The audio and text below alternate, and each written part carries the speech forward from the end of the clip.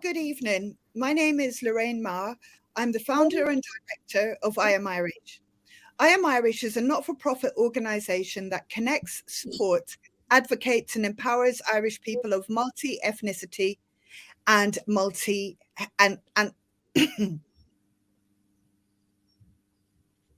IamIrish is a not-for-profit organisation that connects, supports, advocates and empowers Irish people of multi-mixed ancestry and multi-ethnicity. At IamIrish, we've been uncovering the multiplicity of the mixed experience, exploring how age, gender, class and location all intersect to affect how multiracial people experience the world around them.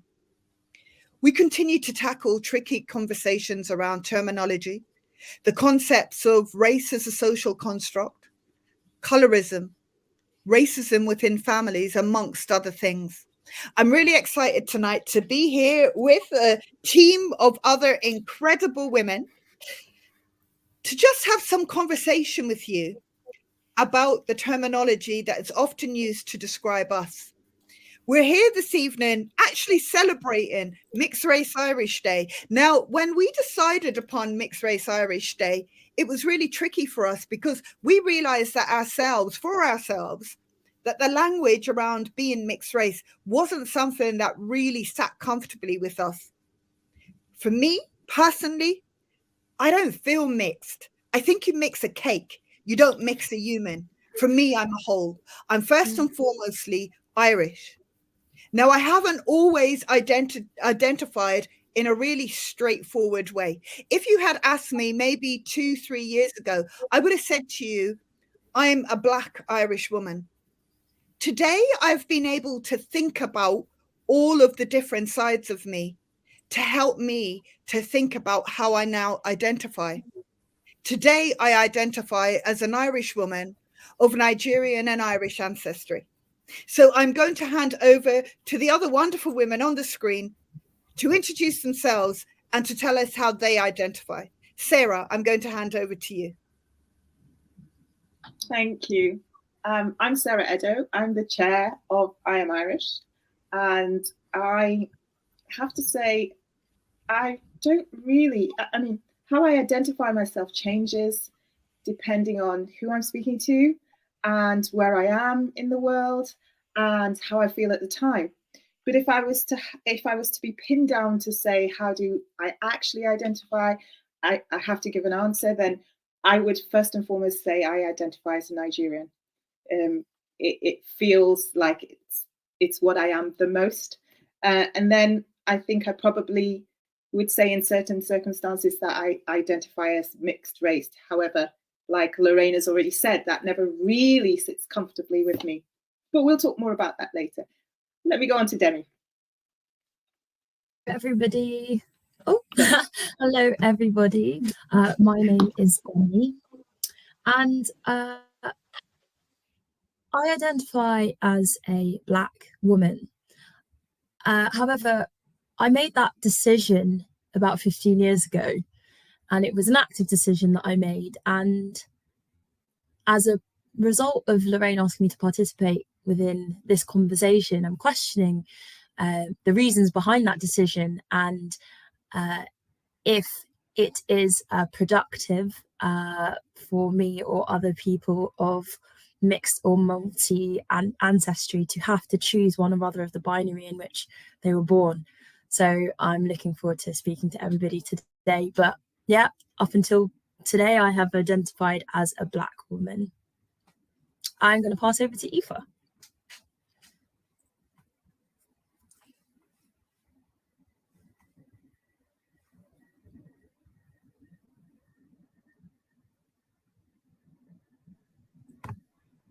Aoife, I think you might be muted. Yes, I am. So we start again. Thank you, guys. And it's a pleasure to be here today.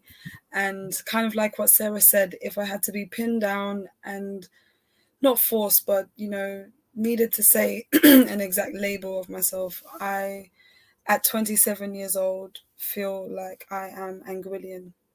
I feel like I am Anguillian with Anguillian and Irish ancestry. Anguilla is a tiny island in the Caribbean with 15,000 people, in which I'm a citizen. And where I grew up in Anguilla, there was a place called Island Harbour, where predominantly Irish people have settled from some colonial story that I really don't know the true history of, if I'm honest. The island is predominantly black, with the east being on my skin color. But unlike me, how I'm mixed to be this color, they are this color through ancestral mixes between native Anguillians and Irish settlers. To be fortunate in this cosmic way, to be living in this time, for me, the Irishness and then the Anguillianness comes in sync. And so if I had to identify myself, I'd identify myself as an Irish Anguillian. And I go on to Siobhan. Thanks so much, Aoife. I think this is such an interesting question. So hi everyone, I'm Siobhan Kangataran, and I'm delighted to say I'm the Equality, Diversity and Inclusion Manager at Munster Technological University, and I just returned home from the UK last year to take on this role. So I get a chance to study, topics like this and get to work on issues like anti-racism amongst all the other aspects of EDI. So I'm delighted to work in that space. But to come along today and to talk from a personal perspective is even more of an honor for me. And it's really interesting for me because the concept around identity, not to bring up the problematic categories of the recent census, but I feel like it confused things. It talked about nationality and it talked about ethnicity. And I think for me, from a nationality perspective, I am very strongly Irish. I'm so proud of my Irish passport. I'm proud of my cúpla focal from my years at a Gael school. There's a real sense of like Irish cultural heritage. But then from an ethnic perspective, I'm a woman of color, and yet it's taken me a really long time to say that. And even that woman of color doesn't feel right to me. Woman of mixed ethnicity, maybe. But more often than not, I'll say I'm brown. I'll say as a brown woman, as a woman of brown skin. Like I feel like I need to name it. Because I'm sure we'll go into colorism and accentism, but I know with the benefit of my light skin, with the benefit of my Irish name and the benefit of my Irish accent, I have to come out as a woman of color. I have to remind people, oh, hi, by the way, I may sound white to you, but I'm not actually white. And I have to there's sometimes people have, oh, I don't see you that way. Or what way do you see me? Oh, I don't think of you like that. Oh, how do you think of me? Oh, you're not like them. Who are them? Who are they? And so we could unpack a lot more there. But for me, there's an ethnic identity and then there's a nationality identity, and they don't always align for me. And I suppose that's what we're kind of here to talk about today, is how there's some clash between that and how do we find our place in the middle of all of it. Oh, sorry, Lorraine, I think you're muted. That's like my party trick, by the way. You'd think that I wasn't, after years of being on Zoom, that I haven't been used to unmuting myself. That's so interesting, Siobhan. I got carried away in listening to what you were saying. So we wanted this evening's conversation to almost like give listeners a fly on the wall to hear some of the conversations that we talk about all the time. And I had already, before we came on screen, asked everybody to bring themselves to the conversation. We've all got the titles. We know we've been working in these fields. In fact, we live in this skin 24/7. So we all have this understanding. But we also have these conversations, and often actually frustrating conversations, because what I was thinking, Siobhan, just hearing you talk about identifying yourself by your skin tone, because some of the frustrations for me has been, as the years have gone by, I've got whiter and whiter. And it took me years to actually get used to the fact that I'm brown. And then I have people look at me and tell me I'm white. And I'm like, actually, no, look properly and you'll see. Or people telling me like, Asha, you'd pass. Like, that's supposed to be some kind of compliment. Like, that drives me insane. That really drives me insane.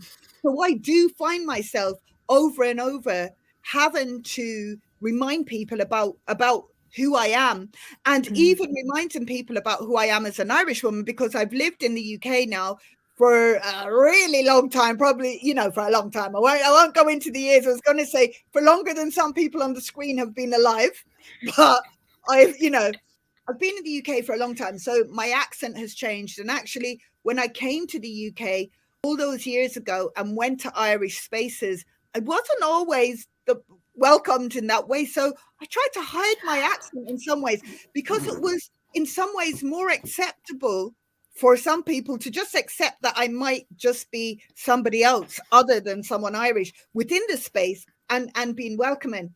So now I know, and what's exciting for me, for those of us that are on the screen, is that we're a multitude of different ages. So we bring with us lots of different experiences. And so my next question, and we might go the other way around, I might come to you first, actually, Siobhan, is to tell us how you might have identified when you were 14. Now, I recognize that, Demi, you talked about, you know, identifying a particular way for the last 15 years. Because for me, when I was 14, I grew up in Ireland being called, and I just want to say that, you know, some of the language that may be used this evening may be offensive to some people. And actually now when I even hear it in my own head, I can see how offensive it is. But when I was 14, if someone had asked me, what are you? Because I often got asked that. Well, in fact, I was told what I was. And then the ask came, you're half caste, are you? So I remember actually when people, well, you know, when they were a bit unsure about the accent, I'd say, yeah, I'm half caste, without even having any idea about what that meant. Now, for me, when I was growing up, and I grew up knowing that I wasn't white, I stood out like a sore thumb in a town of people that would have identified as Caucasian. I didn't very often see other people who were mixed. I heard people talking about who I was, and I knew from the elders in my family that I was African. And I say that in inverted commas because at that time, Africa was talked about like it was one country, not that it was 54. And so, but at that time, I had no idea what the other part of me was. And I had no access to anything that was African other than some of the horrible stuff that we were told. You know, we were fed a lot of propaganda. And so being able to identify as anything other than, until I left home and I came to the UK and I found Blackness. And like you, Demi, I very much absorbed that. And the world at that point saw me in that way. So at 14, they were the ways that I would have identified myself. So Siobhan, I'm going to ask you that same question. Okay, I love all of this and I could talk about it all day. So I'll try and be brief, I promise everyone else. So when we look back to when I was 14, so I think I've said to the other speakers in the call, but I don't think I had a chance to introduce myself in the recording. I was born in Malaysia and my mother was white and Irish. And my father was Indian and Sri Lankan by ethnicity, but Malaysian by nationality. So again, there's migration there, there's colonial impact there, but they came from India and they came from Sri Lanka to build the railroads in Malaysia.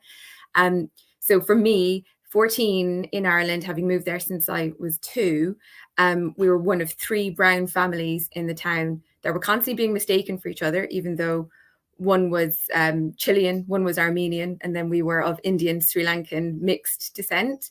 And so I similarly had people say, oh, are you half caste? And even now you hear it, just, oh, I can feel my body react to it. And the one thing I knew was from my Indian ancestry, I knew caste. The caste system wasn't good, and to not be a full caste definitely wasn't good. So I knew even instinctively at 14 that definitely was a problematic term, whether even if we didn't have the term problematic. So I would have called myself mixed race. That's the term we would have used, mixed race. I had other less flattering terms used by other people, but that's what I would have called myself. And actually, just to touch back on what you're saying earlier, Lorraine, around being stealth Irish, it was only when I moved to London that I learned, one, that other people could accept me for being Irish, and actually that I would love going to little corner shops and the Indian owners of the corner shops would look at me and go, you're Indian, yes? And I'm like, oh my God, this is the first time anyone's looked at me and actually identified my Indian side. I was so Irish by that. No one saw me as Indian or saw the Sri Lankan side of me. But also I noticed that Irish people abroad, white Irish people abroad, wouldn't hear my accent and they wouldn't identify me as Irish. That it was like they just didn't register it. So I would call myself stealth Irish because nobody else was recognizing me as such, I felt like it was easier to not even let them know I was Irish than to try and deal with the, oh, a brown woman is speaking to me and claiming she's Irish. How is she Irish? So that was my evolution, I think, from being 14, going, not new half caste didn't feel right or sound right. Mixed race worked for me then, doesn't work for me now, but I'm sure we'll unpack that a bit further. So go back on the relay then, back to you, Aoife, if you want to unmute and share your 14-year-old version. Oh, he's dealing with a distraction. Whenever you're ready, I'll pass over to you. Thank you. I just thought I'd close the blinds to just block out some background noise. So I guess I had a bit of an opportunity to think, what was I going to say? And it still really didn't help. When I was 14, I was living in Anguilla in secondary school, living in Island Harbour, which was originally called Ireland Harbour. I had been in Anguilla for 8 years at that point.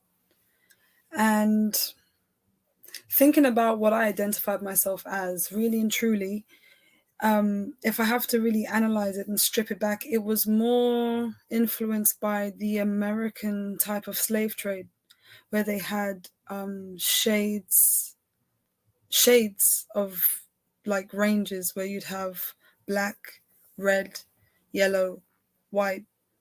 And without the Caribbean realizing it, we still went on this old school way of categorizing shades of people.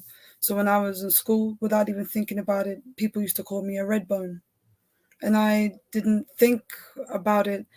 I just knew what they meant. They meant that I am an Anguillian, but I'm not black. I'm not white. I'm red. So I got called a red bone. When boys were trying to talk to me in school and they liked me, they'd call me a red bone. And in my head, it really annoyed me.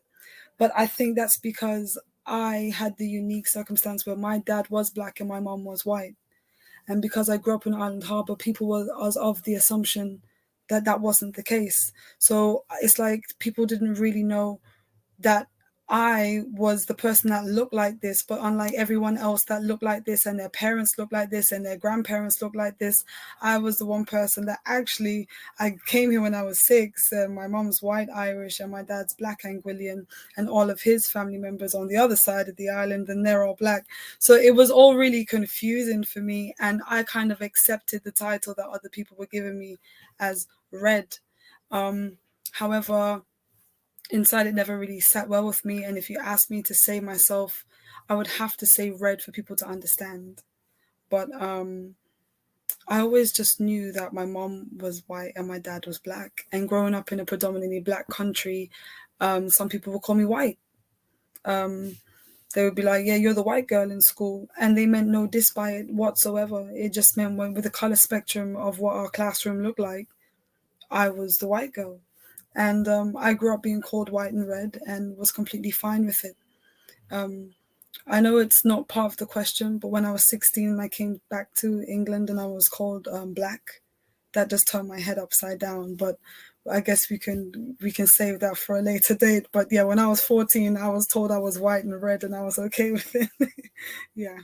I'll bring it to, I think, who's left? Lorraine, you're left. Am I correct? Oh, sorry, it's on mute. We're going to Demi. Oh, Demi, sorry. I thought you already spoke, Demi. I'm so sorry. Demi, you're next. No worries at all. It's so interesting to hear this because I grew up in London. Siobhan grew up in an island predominantly in her teenage years, and you in Anguilla. And I have both been called half caste and red by my own family, albeit older members of my family, because they just didn't, similarly to you, Aoife, that was the terms of reference that they had. They didn't see the inherent racism or the history within those terms. But I, especially with the word red, did feel derision from it whenever it was used towards me. It almost felt like it was used with a side eye. It was never anything pleasant about it. But I didn't know any better. My grandparents didn't know any better. But my mum told me not to use that word. My mum told me to identify as mixed race.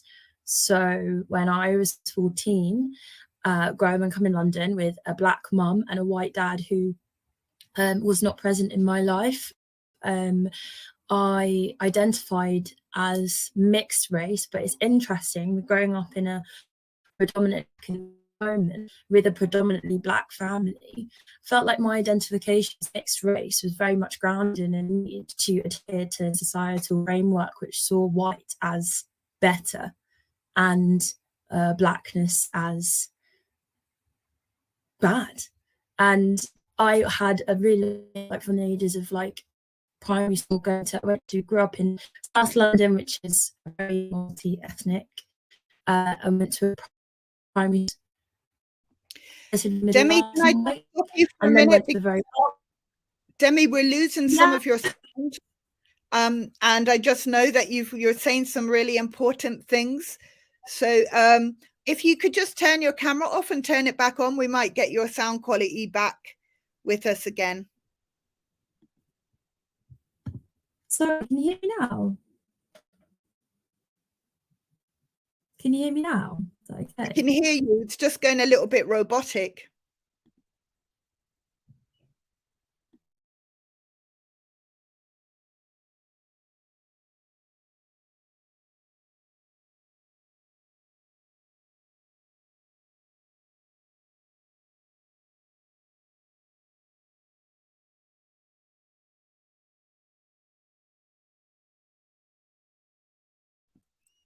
Demi, we can't hear you at all now.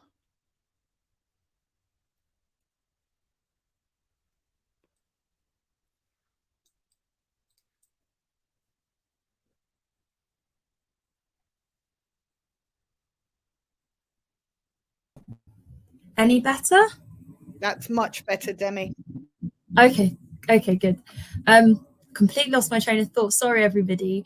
Wrap it up. When I was 14, I identified as mixed race, but because I was trying to increase my proximity to whiteness and to highlight a cultural identity, which funnily enough, I knew nearly nothing about, but felt like it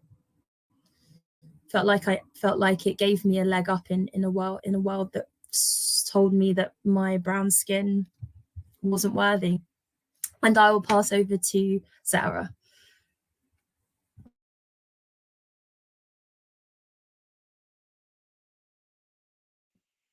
Hi, thanks. Very interesting so far.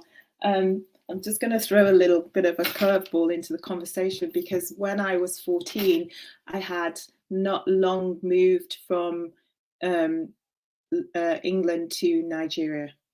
And I was born in Staffordshire, and I went to primary school and secondary school in Staffordshire, where myself and my brother, who's a year younger than me, this was in the mid-70s, were the only non-white children in the school. So we were bullied relentlessly and called all sorts of names, and yeah, we were called half castes on a regular basis. That was the nicer things we were called. When we moved to Nigeria, I became the only non-black person in my school. In fact, my brother and I were separated into two schools, so we were equally the only non-black person. And there, I actually was called a mulatto. And this was quite a shock, because it was something that, for me, just brought back smacks of slavery, and it's actually traumatic when I think about being called a mulatto. And also, I was quite fiery, so I sort of went toe to toe with anyone who called me a mulatto, and and argued to not be called that, which seemed to be humorous to many people, and just make them call me all the more, because it elicited this sort of visceral reaction on my part. So at 14, I didn't identify with anything. I was just confused and angry. So I can't say that I identified as mixed race. I certainly didn't. It was not a word that was used really at that time. I knew that half caste didn't sit well with me, and I hated the word mulatto. So I can't actually put a word down on the table to say that this is how I identified, because at 14, I had come from one hostile environment to another hostile environment, and I was just confused and angry. And that was me at 14. Thank you, Sarah. I just want to throw out there, because just hearing the word mulatto, I mean, there's so many words that I think has been used to describe us. And what really strikes me is that, you know, around this virtual table, we all identify very differently. Although that there's commonalities, there's also such uniqueness, which brings some of the challenge when we're thinking about the work that we do. And we're thinking about our community of people. It's really difficult when we're thinking about like terminology that just encompasses everybody. And I think about like the work that we do is about being Irish and that kind of Irish experience, but it is a universal experience. We know, I know that I think I read, sorry, I was going to quote where I read it from, and I can't even remember it off the top of my head, but like by 2026, that those who identify as mixed race will, are the fastest growing population, and like there's going to be a lot of us. There is a lot of us. What I was thinking about, like when you Google the words mixed race, there is thousands of things that will come up. So we know that it's the terminology that just feels like it's been used globally. Like when you say someone is mixed race, people kind of get what you're talking about. But actually, for a lot of us that are spoken about, there isn't a comfortableness with owning that. I know for myself, I'm finding that really difficult. And so I started in some ways talking about dual heritage, but it didn't fit. And it didn't fit because it didn't fit me, because as somebody who grew up only known about being Irish, how could I even think about another heritage when I thought about being like multicultural? That definitely doesn't fit, because again, the only culture I ever had was being Irish. So that was quite monotone. I think about color, and as I've already explained, my shades have changed in multitudes over the years. And when I look at my children and my grandchildren, we're a whole array of different colors, different hair textures. There's no two people within the family that actually could say we are like identical. We're identical in our skin tones. So that doesn't quite fit. When I asked a whole group, for, most people that know a little bit about I Am Irish know that we hold kind of mixture spaces for those that identify as being of Irish ancestry and that have two parents who come from different parts of the continent. Like, let's face it, we're talking about brownness. That's what we're talking about. But because there are lots of mixes, like when we look at, that whole the whole spectrum, there are lots of people, but there isn't like a word. And then I started thinking, do we even need a word? Do we need a word? Like when you look in the French language, there isn't. When you look at people that are of dual parentage like that, they don't, like, that's not a word that immediately pops up for them. They'll just be like, oh, I'm French. My parents, or this is, where my family ancestry comes from. So the way that I identify, as I mentioned, is Irish, of Irish and Nigerian ancestry. Like Demi, for the best part of my life, I identified as Black because society told me from as far back as I remember that I was Black. Now, I haven't really wanted to talk about this publicly. We talk about it internally and I've talked about it quite a lot, but I haven't wanted to talk about it publicly because I don't know how much that it brings to a conversation, and I don't want to bring any more confusion. But over the last few years, there seems to be lots of spaces which are so needed that are supporting the Black experience. But I found that within those spaces, people are now looking at me like, why are you here? You have all this privilege. Now, I completely take on board the privilege that I have in the UK as a light-skinned woman. But for me growing up in the town that I grew up in, I was the darkest person in that town, and I had that experience. So I have, in some ways, that, you know, I look back and I think about some of the spaces that I was in my younger years, feeling like I was probably the darkest person in the space. And they were probably looking, thinking like, you know, I was quite the opposite. But I know what that meant for me. And I know politically what that meant for me. But what it means for me now is it's got me at this stage in my mid-50s questioning all of those things for the first time ever. I'm questioning it. And so therefore, feeling like I want to have a way of being able to identify that really fits with me, because, you know, we saw, and I think it was already spoken about, the census and the census forms and how that they, you know, they just don't work. You're looking at, even now, there's so much excitement about there being a mixed category, but actually it tells us nothing, because it asks us if you're white and Black African, Black Caribbean, Asian, this or that. And, you know, and I get more infuriated by that, because what is that saying about whiteness once again?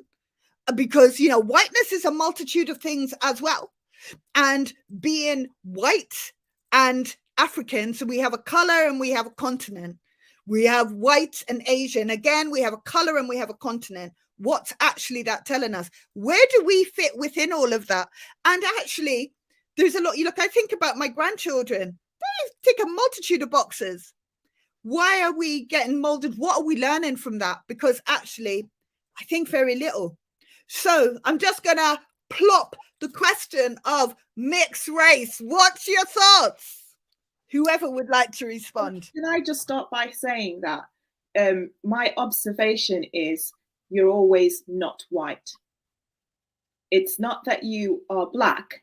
So in many spaces I've been into, I've been not white, not Black, but I'm definitely not white. So I'm not, which is really interesting, because if you wanted to do percentages, I'm 50% white and 50% Black, if we want to sort of be very, very basic. And like yourself, I'm extremely pale. My hair isn't this dark. You know, my eyes are very light. I'm extremely pale. And what people often have told me is that I could pass, or perhaps have asked me if I'm Lebanese, asked me if I'm Hispanic, lots of other things. But what I always see is the starting point is you are not white, so you are other, which harks back to the census form. It's white is the benchmark on that form, and everything else is not white. That's the way that's just my observation with that all the time. I'm something other. Aoife. If I could just add on the same note as a census thing. I was in uni doing my dissertation in 2016. That's when I was in third year, and I was trying to find out information about the steel pan, because that's what I was trying to do some focus on. And somehow I bumped into the census, and I don't know where my train of thought with the research I was doing, but basically I bumped into this little loophole where the 2001 census, if you tick the box as mixed, you mixed, and if you tick the subcategory mixed Black, you'd go into the Black category. If you sub-tick the Asian category, you'd go into the Asian category. And I don't know why, but I think it was because it was really late. I was 2 o'clock in the morning. I was tired. I was stressed out. It just made me cry. I don't know why. I just remember that time of looking at a census, a government piece of paper, and telling me if I ticked a mixed race box, it would still do the latter, the thing that was not white. And it kind of just emphasizes that feeling where you're mixed on the basis that you're mixed with something else. You're half of something else. And the baseline for a lot of things is white. And then it complicates it where you're white English or you're white other. Are you Irish? Are you Irish traveler? Are you Eastern European? And it just goes into this like, what's the point? What are you trying to prove? And I just remember getting really emotional, knowing that when I tick the box, it doesn't really matter for whatever kind of statistics they're trying to get down to, is like, does my mixedness really matter in the grand scheme of things to other people the way it matters to me, you know? And yeah, that's it really.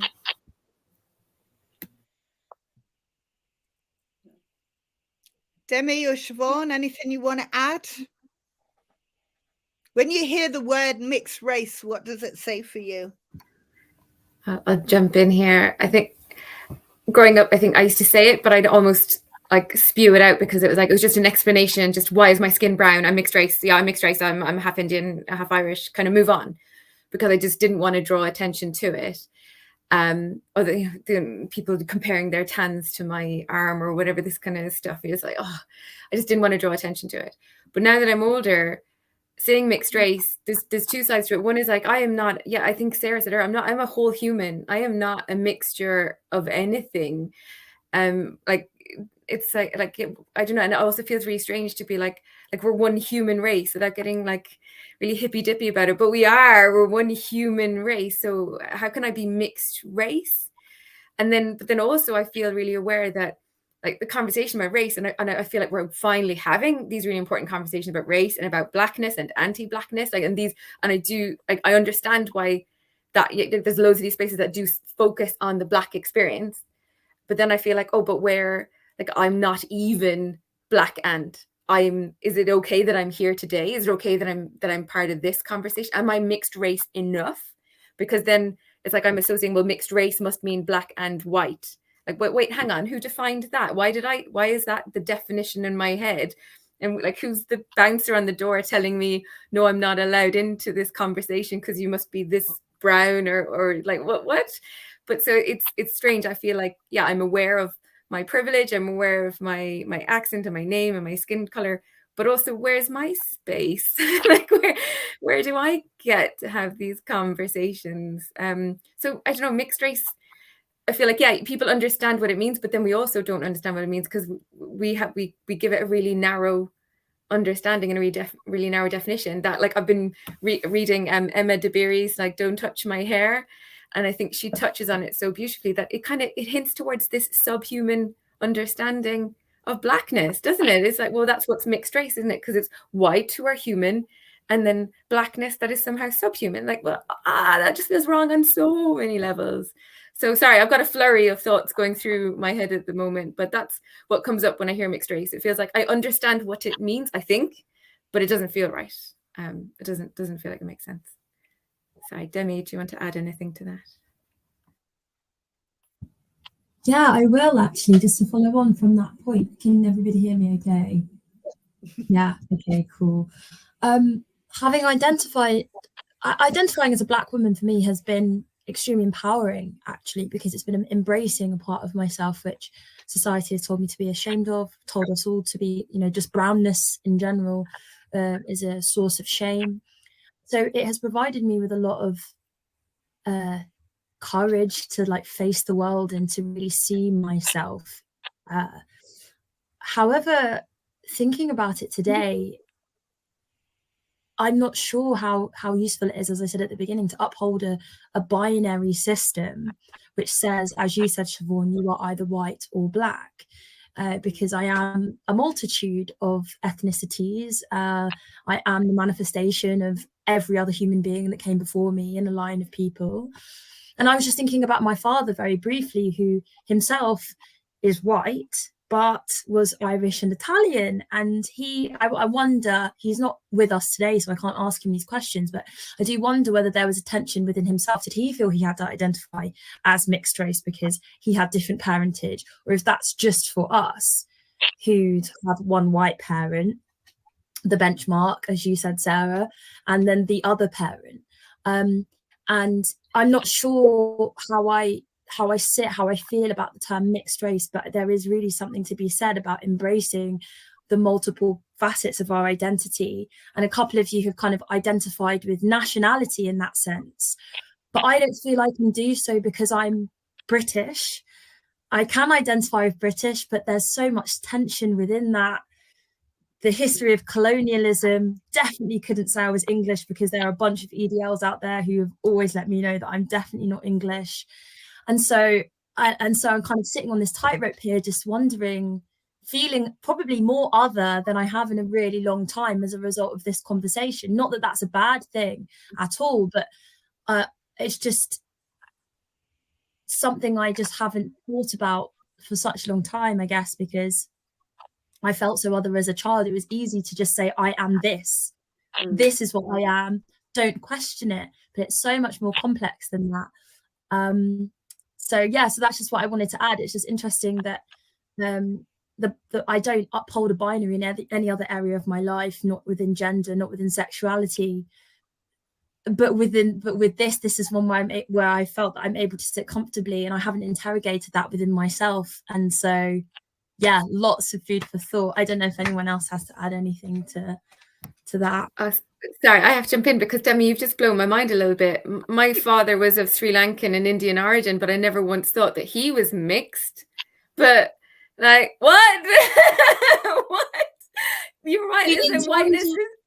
In terms of ethnicity, those are two varying different cultures. It's two cultures, vastly different tensions, different food, different languages, traditions. Or even somebody who's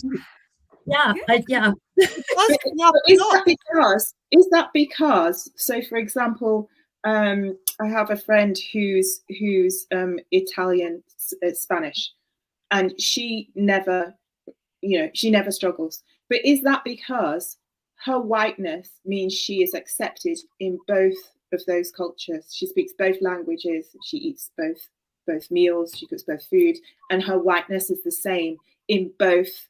So she can easily, seamlessly switch from one to the other. Nobody questions her Italianness. No one questions her Spanishness because they see a reflection of themselves when they look at her. Whereas when I'm in the UK, I'm not white. And when I'm in Nigeria, I'm not black. And when I attempt to speak Yoruba, it's mocked. If I attempt to cook, it's mocked. They have this word in Yoruba called oyibo, and it goes with a little rhyme that's infuriating because little children run after you in the street and sing it to you 250,000 times. It's cute the first couple of times, but after a while you realize it's traumatic. So I don't fit into that aesthetic, and I don't fit into this aesthetic. Whereas, say, the person who's half Spanish and half Italian walks into the room, they look Italian. Walks into the room, they look Spanish. So their experience or struggles with fitting in are not quite the same experience as yours or mine. It's interesting what you're saying. If I'm just going to come to you, I just wanted to reflect on some kind of thoughts that we've had in the UK when we look at Irish in Britain, because for us, our organization's name is IamIrish, and we've been really thinking about the rebranding of being IamI, because last year we had our Irish Roots Festival, and it brought up a lot because there's lots of Irish people in Great Britain that have stopped actually identifying as Irish, and we're really working hard to actually for people to be able to own that, to own who they are without anybody else having to tell people where they should fit. And I think, Sarah, again, going back to, and Demi, again, hearing you talk about identifying as Black, because as I said, I identified as Black because the world told me I was Black. In everything that I did, the world told me. And Sarah, I'm really hearing what you're saying about being non-white. Once you were non-white, you were always Black. It didn't matter about what those shades were.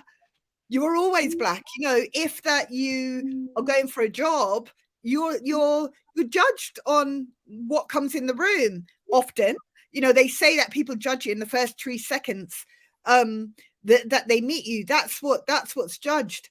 And so, you walk into a space, even, what you were saying, Siobhan, Irish people not recognizing your accent because they saw you and so automatically made up their mind about who you were based on what they saw. But I'm wondering, even in what they saw, I wonder how many times have they stopped to think, actually, her mother could be white. They were looking and they would think, oh, actually, she's Indian. Sorry, Aoife, I could go on. Aoife, you were going to say something. No, I was just I think we all like, even though we have like loads of specific different things, we all have like certain unique things. And when someone else says it, it's really cool, if you know what I mean. Where like, obviously I won't go into too detailed, I guess, just safeguarding issues, but obviously I work in a school and I'm the only obvious mix is what I call it. There's a couple people that are non-obvious mixes. When I went to uni, one of my closest friends, her name was Chelsea. She was half Ghanaian, half from Dominica. Not Dominican, but from Dominica. And it was interesting how me and her, even though I was half white, half black, and she was black on the outside, but inside she had a Caribbean African heritage, we used to laugh on the drama, just on the fact that both of our parents aren't the same thing. And it's just like, it's a bit of drama. And so the obvious mix came with a different stigma. Sometimes when I get a tan and by my ankle didn't get the tan and the skin above it didn't get the tan, I used to get called dirty. When I feel like when you're the obvious mix of a dark and a a dark and a white skin color, regardless of culture, it's like no one cares what the culture is. It's just you're the obvious mix. And that's the reason why I say dark and a light is because we have Siobhan. Siobhan is of Sri Lankan and Indian heritage. Am I right? A Malaysian? Sorry, because I hate to misquote people's stuff. But the whole point is, it's like you are coming from the Asian hemisphere and the European hemisphere. Well, I'm coming from the Caribbean, which is post-slavery from the African continent. Sarah's coming from the African continent, and Lorraine's coming from the African continent. Demi's coming from the Caribbean continent. If we talk about our non-white sides, and then we all unite on our Irish side, and that's where it gets kind of like the space. Where's our space? Because we are so connected. But yet, when we really want to write down and go back in our ancestry, we become so very different all over again. And I feel like it's the labels of what society has done to people like us, where we have been forced in a little box and to conform to a matrix that we didn't even really create ourselves. And we've gone from being half caste to mixed race to dual heritage to all kind of things. But I would like to see the statistical research of how many mixed race people in the room are responsible for creating these titles. You know, I don't think we are the people creating these titles at all. And we're often not asked or even thought about, actually. And what I've noticed recently is, particularly in Ireland, that there's so much work. I mean, I really dislike the word diversity, because for me, diversity is about who holds the power. I often think about inclusion and representation. And there is a lot of work in Ireland wanting to ensure that services are representative of communities. But that often means that they'll reach out to the Black community that are in Ireland or the Asian community. What I found really frustrating is that we're actually often really forgotten about within that. And, you know, the biracial Irish community are probably those that, you know, have been active in Ireland for really quite a long time. And those of my age and above who've been born and grew up in Ireland, but actually we're not asked. And one of the things that I often think about when we think about community cohesion and we think about solutions, behind every biracial individual in the world, there's been a moment of harmony between two people that often come from two different continents. So, and I think that there's so much learning within that. There's so much that we can bring about how we live harmoniously and how we bring two different cultures together. When we think about race, I do think about race as a social construct. And so mixed race just can't work for me, although I know that we're often working under the umbrella because it is a universal term. But I'm finding that, you know, today of all days, I really would like to find some other terminology as a minority terminology that we could all use and that we could all feel more aligned to. I mean, the fact that we even have to find any terminology actually gives me a little, oh. But when we're having days like today, or when we're bringing our community together, like we've heard a number of times here about wanting to have our space, and that's why we created I Am Irish, because we wanted to create that space. We have our spaces once a month for people to come to talk, and some of those conversations have been really interesting. But what has been most empowering about those conversations has been people coming together, sometimes for the first time in their life, being together with other people that have a similar identity to them. Even though, like we mentioned this evening, we're all very different people, but we know that the world sees us as mixed, even though we don't see ourselves in that way. The world sees us as that way. And for lots of us, even for those who have siblings, we often haven't been in spaces with people who are like us. We come from families that often come from two different parts of the world, have two different cultures, have two different heritages. So actually there's lots of isolation, and there is lots of having to really think through lots of things, because even when we've been thinking about race and racism, we're within families that also has a white parent. There is that other side. You know, I've had recently, someone said to me, you know, you straighten your hair a lot, why don't you leave it out? And actually, unfortunately, because of the blow drying of my hair, it doesn't grow in the same way that it used to. But I actually thought, nobody has ever said to me, why don't you wear your hair straight like your mother? No one's ever said that to me. It's very unlikely anyone ever will. And it's not anymore anyway. That's because I want to. It just grows like this now. Sometimes it's bigger, but it grows in a particular way. But there is an expectation of you being a particular way, one way. There isn't always the expectation of you going the other way. And if you do, you're often like seen as lesser, or not wanting to embrace a part of yourself, or there's all these kind of expectations put on you in a way that is constantly leaving us questioning and thinking and rethinking and identifying and re-identifying. You know, I find it really interesting that at this stage of my life, these are questions that I'm asking myself. It's really interesting.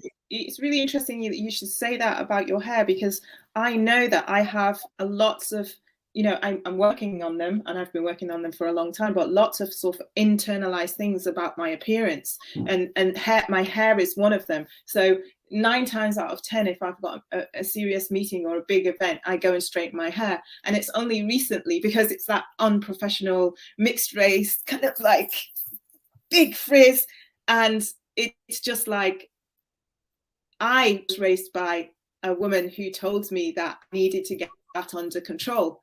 And that also sort of went into sort of professionalism equals this straight, sleek hair. So there's all of these things about not sitting in either side, on either side of my blackness or my whiteness comfortably, because I'm pushed by both sides of that within my own family.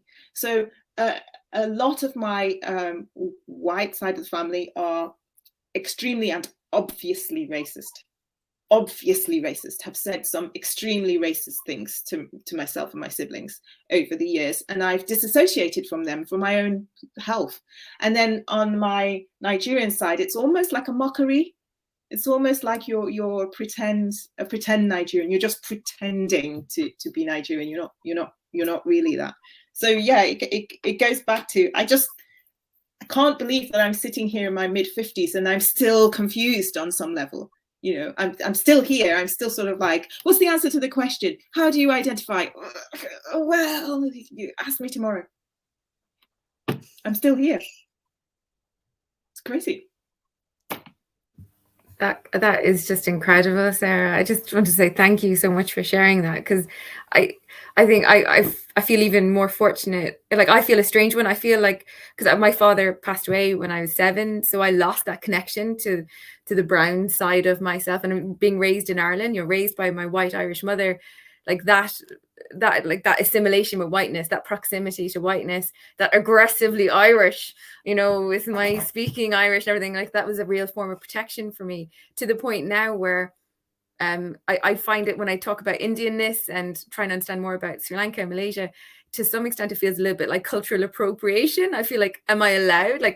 But then when I went to Malaysia and all these aunties were all crying and looking at me and like welcoming me, and I was like, wow, they saw something in me that I was, am I allowed to see what you're seeing? Because I felt like I conditioned myself to only see Irishness, to only look for Irishness or look for proximity to Irishness, and kind of confusing the ethnicity and the nationality. So they were giving me these like shalwar kameez, these traditional dress, and again I felt like, am I allowed? Like, can I wear this? Is this okay?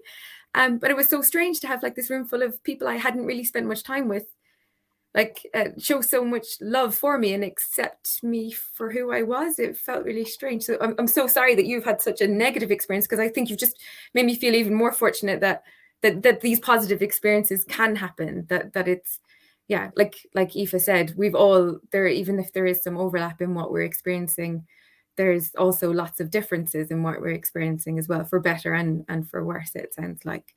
But that's been one of my challenges, is like, am I allowed, do I know enough to pass as Indian, as Sri Lankan? Do I don't eat spicy enough food? Is that okay? Is my very, very white husband eats spicier food than I do?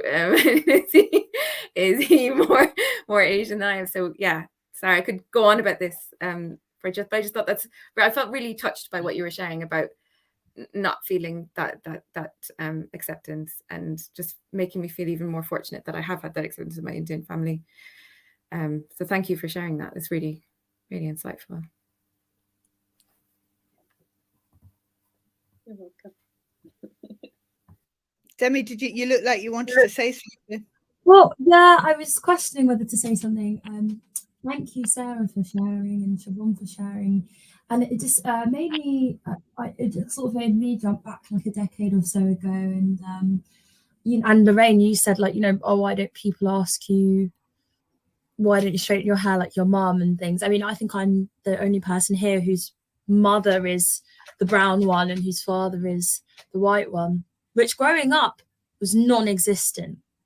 So like, I think even again, just to like go back to sort of that difference, we're not a monolith. There are so many versions of mixed raceness and family dynamics. When I was growing up, nobody had a black mum and a white dad. No one. Everybody assumed that my mum was white. And I've always spoken like this. I speak like my mum. I dress like my mum. My mum listens to all sorts of music. I listen to all sorts of music. But people would always make the assumption that my mum was white, and therefore I was socialized, or I came across in this way because my mum was white and I acted white and I was an Oreo, a coconut. And it was so confusing to me, because I didn't have any identification with the white or the Caucasian side of my family, just because I didn't grow up with my dad. And I think through being told that, I kind of had a bit of a similar experience to you, Sarah, in a way that I tried to not similar experience, because you didn't say you distanced yourself, but where I didn't feel Black enough or Jamaican enough. So I leaned more towards a white culture, but I wasn't allowed to do that, Lorraine, because I was other. And no matter how I pronounce my T's, I might say axe, and someone would call me out on that straight away. Or I'd go to a restaurant and order a certain kind of food, and that's a really black. I remember being told by a boyfriend once that I was really black because I ordered corn on the cob at Nando's. I mean, that blew my mind, because I had no idea. Right. I was like, really? Doesn't everyone like corn on the cob? Like, I don't know how, why, like just any way I've been socialized. So, I think people attempt to, and it's all about how you choose to identify, but we're not allowed, because we are just so kind of going back to what Sarah said again about people who were sort of like of multiple heritage, but who's, who are more, to use your term, Aoife, what did you say? You said like not noticeably mixed. We're not afforded obviously mixed. We're not afforded that level of privilege, or stealthness. And white society, white supremacy lets us know that we will never be, no matter how much we attempt to adhere to their social conventions, their music, their ways of dress. And it was really difficult for me for a really long time, because I thought blackness was one thing and whiteness was this other thing. And I'm so grateful as I've gotten older that is just becoming less and less of it's not stringent these days. Like, people can just dress and identify, listen to whatever music they want, and you kind of don't have to or read whatever kind of books or watch whatever kind of movies. It's not as stringent as this or that. There is a lot more interplay between just various cultures across the globe. And in identifying as but anyway, sorry, just to go back, it was kind of those comments that made me say, okay, well, if I can't be this, then I must be black, and I need to try and face up to this part of my identity and confront it and learn to embrace it and be proud of it. And I forgot my original point because of the Nando's thing, but yeah, it just it just made me think that's it, about culture and sort of how much a part to play culture has in the way that one identifies. Because really, when I thought about it, when all these like people were kind of letting me know very much I wasn't white, I really thought about it. I thought, well, actually, all of my cultural references are black. I don't really know how else to be in this world. I don't have the food I eat, the music that I've kind of grown up with, the cultural references I have. Those are all ones that are based in Caribbean or Black British culture. And going to a predominantly black school, I kind of felt like I had to prove myself a little bit more. So I leaned into that to try and demonstrate myself as a full human being, rather than being one or the other. But again, this conversation is making me think a lot more about the problems that are inherent in that binary within oneself. But yeah, sorry, forgot my point, but it just, sparked by many things that were said in this conversation. Well, I'm finding myself at this stage kind of thinking, not thinking, just reminding myself that this is actually it's really difficult to think of any other language to use, because just thinking about what you said there, Demi, there is a multitude of different combinations, because I was going to use the word mix, and I really feel like that's the word that I think I have most challenge with. I thought it was race, actually, but I think it's the word mixed, because mixed often means that it feels like that you're still in a kind of motion, that you're not whole, that you're not quite 100% something, that you are like these pieces of something. And for me personally, I feel like a whole. And I feel richer by all of the experiences that I have with my ethnicity, with my culture, with my heritage, and with my lifestyle choices. I feel the richness of all of those things. And although I've lived outside of Ireland for, as I said before, for a really long time, when I think about my nationality, I think very strongly about being Irish. When I think about who I am as a human, actually, I feel like I'm Irish first and foremost, and I'm all the other things afterwards. And just for anyone that might be listening that says, well, you can't be Irish, because you were born there doesn't make you that. But Ireland is in my DNA through thousands of years, or, passed down through the generations. I'm Irish first and foremost. There isn't an easy and like a quick fix. I think we could be having these conversations for a really long time. Siobhan, I know you're an academic, and there's a call to all the other academics. I know there's lots of thoughts, particularly, with mixed race studies around terminology. I think that we do need to update that kind of terminology. But I think more than anything, we have a right to identify in whatever way that we choose to identify individually as well as collectively. No other human being has a right to tell us who we are, to pretend to know who we are, and actually to even question who we are. We have a right to be whoever we want to be. So I think I'm going to finish up this evening by just asking each of us, and I'm including myself, to think about what's your favorite thing about being in the skin that you're in? Who'd like to start?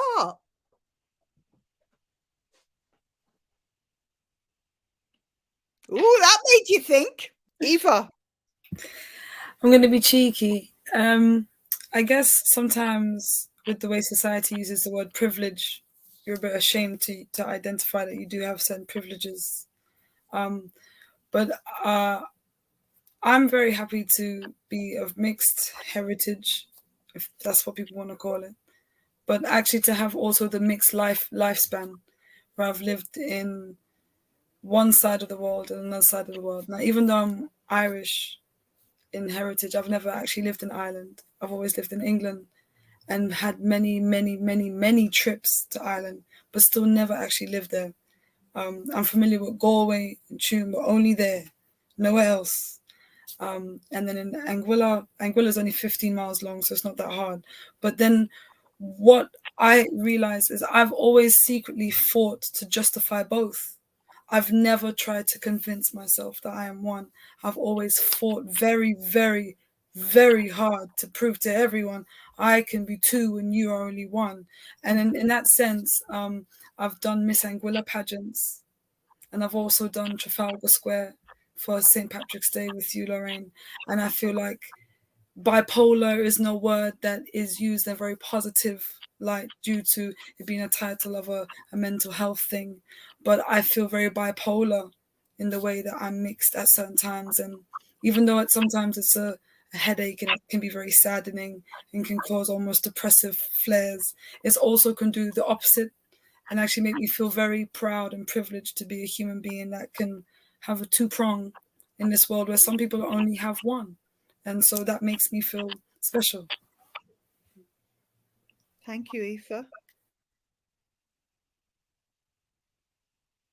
I feel like I have to jump in because I just love that so much, Aoife. And I think that kind of lines with some of my lived experience too, that I was really fortunate to work on the Battersea Power Station development in London.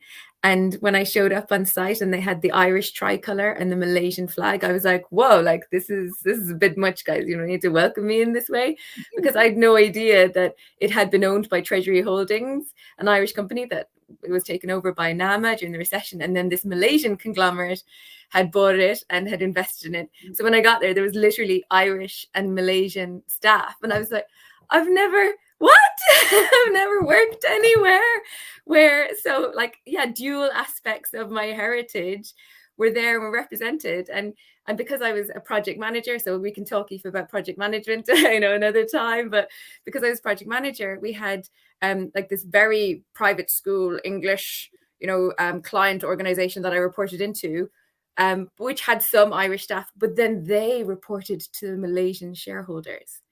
And so I, with my dual heritage, got to skip the hierarchy and get invited to Eid celebrations and get handmade Malaysian treats brought to my desk, much to the confusion of my supervisors and client representatives. Why are the shareholders bringing Siobhan Malaysian delicacies?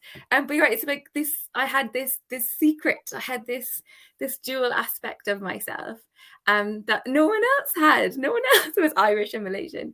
But also because of my kind of ambiguous brownness, it means that sometimes, no matter where we are in the world, I'll have people come up, except for Ireland. In Ireland, they think my white husband is the Irish one. But everywhere else in the world, people we were in Spain yesterday for the weekend, and people would come up and they just start speaking Spanish to me because they think I can speak Spanish.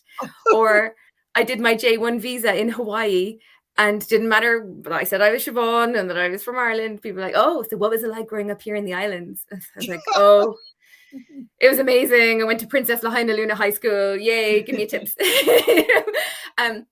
But actually being in Hawaii, I actually felt like I belonged because everyone else looked like me. So yeah, I think it's wonderful in that you can have this strong connection to Irishness and everything that's wonderful about Ireland, but then you can also navigate these other parts of ourselves, or even dip into other cultures and be welcomed there, because we're these unknown entities, and we're kind of welcome everywhere.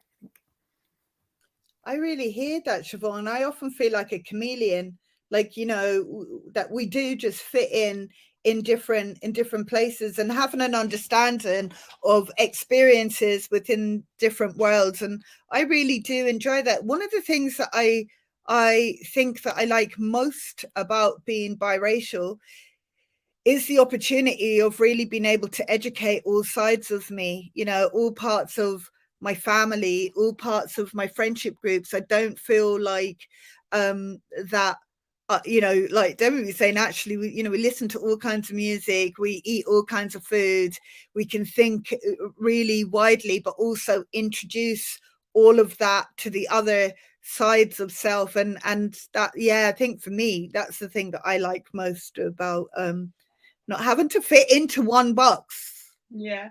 Multitudes. I think that carries on. Last weekend was my birthday and I had a party. There's quite a few people there. And I looked around and I looked at the people, and it was just such an array of different cultures, different coloured people. There were Asian people, there were West Indian people, Nigerian people, Irish people, English people. There was no, sometimes you walk into a party and it's all just one people.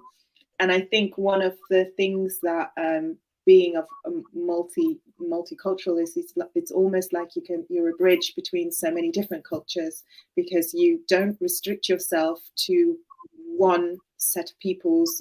You're that little bit freer to just go out and connect with everybody. And I certainly saw that about myself when I looked around the party last weekend and just saw just so many different people from so many different places and so many different cultures, all just sitting in my garden eating rice. And it was just amazing. It was just fantastic. A few years ago, I'll just end by saying, a few years ago, I was at a charity event and they gave me a marker and they asked me to write something about myself on the board. And I thought for a few seconds and I wrote what really was bugging me at the time. And what I wrote was, they say I'm mixed race, but I'm not. I'm the future race. And that stays with me all the time, because that's how I actually look at it. When I go back to what you said earlier on, that in 2050, there's going to be this sort of like scales that is going to tip, that almost everybody is going to be sort of mixed raced in some way. It is that we are sitting here and we are we are the marching advance of the future race, I think. Well, I personally think so anyway. I love what everyone has said, and I shouldn't bring this up. I kind of feel that I have to. I love what everybody has said, but it also makes me feel funny, because people have spoken about being bridges to other cultures and access, and that makes me think about colorism, and that makes me think about the palatability of us as human beings because of the lightness of our skin tone. And all of these things can be true simultaneously. Obviously, it doesn't sort of like negate the positive aspects or the positive outcomes of these things, but it also just makes me feel funny, because it's the kind of one of the tensions of identifying as Black. Going back to what you said at the beginning, Lorraine, is like your right to be in certain spaces. And, you know, when we talk about Blackness, there's all these light-skinned or mixed race people on morning television talking about Black issues. And, where are the darker skinned people who are really the source of a lot of derision, because colorism is a thing within race itself, regardless of where you're from. Middle East or Swana territories, and Asia or Africa or Caribbean. So I just had to say that, because it just lends to the complexity of being somebody of mixed heritage. But but that's a whole different conversation, so we won't go there. But yes, I had to say it out loud. So that's one of the things I find most difficult about being mixed race, actually. But then one of the things that I find best is that I love most about skin I'm in is that I am everything that ever came before me. Wherever they were from, all of the ancestry that I've got absolutely no idea about. I'm just a human being who's like continuing on my family, and that's what I love about this. I think you said, Aoife, like by some sort of cosmic intervention, you exist here today, and I think that's the thing I love the most. Oh, Demi, that is such a beautiful way of being able to round up today. And yes, we definitely will have other conversations about colorism, because that is a real thing. And I think that I feel like I could say on behalf of all of us on the screen that we are asking for the media, when they are looking for issues that are affecting the Black community, that they're actually going to those who are really affected by those situations.